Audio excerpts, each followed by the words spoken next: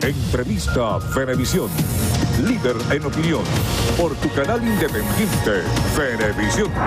Amigos, continuamos en Entrevista Venevisión. Hasta ahora nos acompaña Ilenia Medina, y es diputada a la Asamblea Nacional por el PPT, secretaria nacional de organización del partido Patria para Todos. Bienvenida. Buenos días, Elian. Gracias por invitarme, por estar acá. Bueno, muchos temas que tratar. Ayer la Asamblea, lo comentábamos anteriormente, fue centro de discusión. La ley de amnistía es la noticia del día de hoy, aprobada en primera discusión. Desde el punto de vista jurídico, ¿cómo podemos interpretar nosotros la ley de amnistía? Bueno, jurídicamente es un proyecto que tiene la pretensión de desconocer absolutamente el Estado social de derecho y de justicia.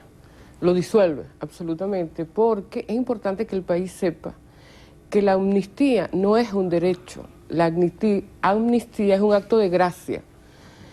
Eso es sumamente importante, porque en ese proyecto de ley se desarrolla una norma que señala, como lo decía el diputado Héctor Rodríguez, desarrolla una norma como si fuese un derecho. Lo que permite un proyecto de ley de esa naturaleza es ir desarrollando los principios establecidos en la Constitución. Y es todo lo contrario, están actuando contrariamente a lo que se establece en el ámbito de la amnistía. La amnistía es un acto de gracia orientado única y exclusivamente a los delitos de naturaleza política, cuando el Estado es el ofendido. Es decir, siempre nosotros tratamos de diferenciar lo que fue el 4F, la rebelión militar, porque fue un grupo armado de jóvenes militares que insurgieron contra el poder constituido y con los hombres de armas. En este caso, particularmente, la esencia de este proyecto de ley se inicia para beneficiar a quienes cometieron delitos de naturaleza política, pero hay un pero muy importante, que es importante que el país lo conozca. Mira, el derecho internacional humanitario se ha venido desarrollando de una manera progresiva. Se inicia en 1900, pero particularmente comienza a tomar forma con los delitos, el Tribunal de Nuremberg, para enjuiciar a los nazis, bueno, que cometieron todas las tropelías terribles contra los israelitas, contra los judíos, en realidad. Y allí se fue desarrollando el derecho internacional humanitario, que establece, a partir de allí, el concepto de delito de lesa humanidad, que señala que los delitos de lesa humanidad es la violación sistemática de derechos humanos por un móvil político de manera generalizada y sistemática contra la población civil. En este caso, la esencia de este proyecto, que luego fue acumulando delitos comunes, fue en relación, tipificamos la guarimba, las acciones violentas masivas, actos violentos contra las personas. Fueron 10, 15 municipios que sus poblaciones fueron secuestradas por las guarimbas y por cómo fueron acorraladas diversas poblaciones por un plan, el Plan La Salida, que fue desarrollado, promocionado por un año completo por el país. Una vez que terminaron las elecciones, ganó el presidente Nicolás Maduro, sabemos lo que pidió Capriles a la gente, que drenara su malestar, y murieron 11 personas. A partir de allí, Leopoldo López se dedicó a promover en el país el Plan La Salida. No importaba que el presidente Nicolás Maduro hubiese llamado a la paz, al diálogo, y se sentó por vez primero en Miraflores. Además, regresó la oposición, los jefes de la oposición, incluso los alcaldes, y se hicieron, ustedes recordarán como medio, unos ejercicios de diálogo importantísimos, interesantísimos, que el país entero los vio hasta la madrugada. Y se iniciaron mesas de trabajo importantísimas. Y al mes siguiente, en febrero, estalla la violencia promovida por Leopoldo López. Entonces fue un plan político generalizado, porque trató de permear todo el país, sistemático, porque se dieron múltiples formas de violación de derechos humanos, contra la población civil, no fue contra el Estado, contra la población civil para intentar derrocar al presidente. Eso es sumamente grave. Y ese tipo de delitos, que si bien tiene una naturaleza política, fue contra la población, no prescribe. Y eso es sumamente grave. Pero además, importantísimo señalar que la manera de ellos reconciliarse entre sí, la oposición, fue justamente permitir que a esta ley, que se inicia con los delitos políticos, aunque de carácter de violación masiva de derechos humanos, de lesa humanidad, se incorporaron delitos de naturaleza común. Los delitos de naturaleza común, terrorismo, tráfico de personas inclusive, porque ahí violentaron a niños, usaron a niños, adolescentes, etcétera, corrupción, narcotráfico, todos los delitos comunes que son transnacionales, además de naturaleza transnacional, no pueden ser beneficiados por una ley.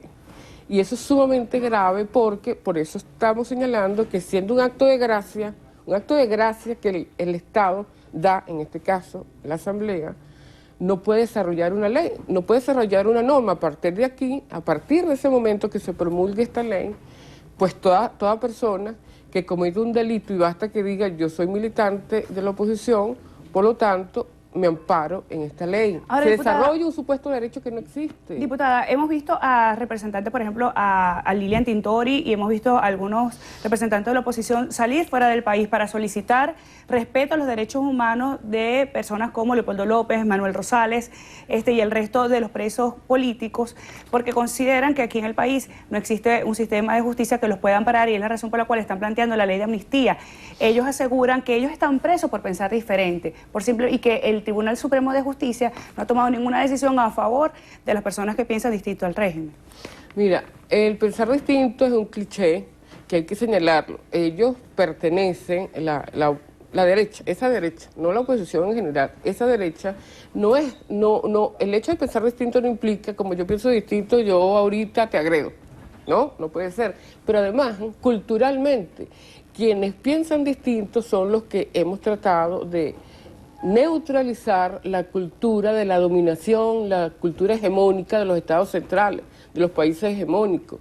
Nosotros somos el pensamiento diverso, pero independientemente de eso, el hecho de pensar distinto no te da derecho a que tú desconozcas la norma, desconozcas la ley, desconozcas la Constitución. Y en el caso de lo que tú señalas de Lilian Tintori y todos aquellos que han viajado por el mundo cómodamente, primera clase, para pedir beneficios, lo que todos podemos coincidir es que a cualquier persona hay que respetarle sus derechos humanos, pero ellos son victimarios. Ellos no son las víctimas, ellos son victimarios, fueron los que delinquieron contra la población civil. Mira, la pregunta que tú me haces es bien importante porque me permite aclararle al país algo que también es sumamente necesario. En el mundo de los derechos humanos, en los organismos internacionales que abordan el tema de los derechos humanos, cada día es mucho más común la posición que tienen en contra de las leyes de amnistía. Ellos señalan que hay 3 tipos de leyes de amnistía. Las benéficas, porque de alguna manera esa amnistía sobre, no sé, reclamar cuestiones de salud, por ejemplo. Y hay una ley que impide eso, el derecho progresivo, y si la gente lo pide, el Estado reacciona negativamente, tú puedes amnistiar sobre eso. Pero en este caso no es así.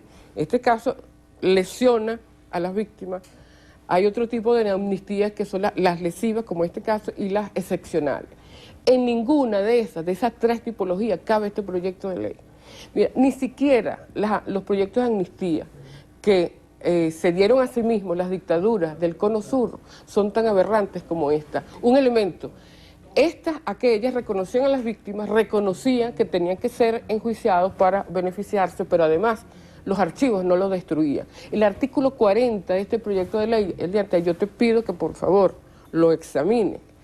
En el 40, justamente para impedir que la imprescriptibilidad funcione, es decir, en cualquier momento de la historia, si no eres sancionado ahora, en el futuro lo puedes hacer, porque los delitos de lesa humanidad y los delitos inclusive de corrupción no prescriben. Ellos solicitan, ellos exigen en la ley, ellos proclaman que los archivos deben ser destruidos, y eso es sumamente grave.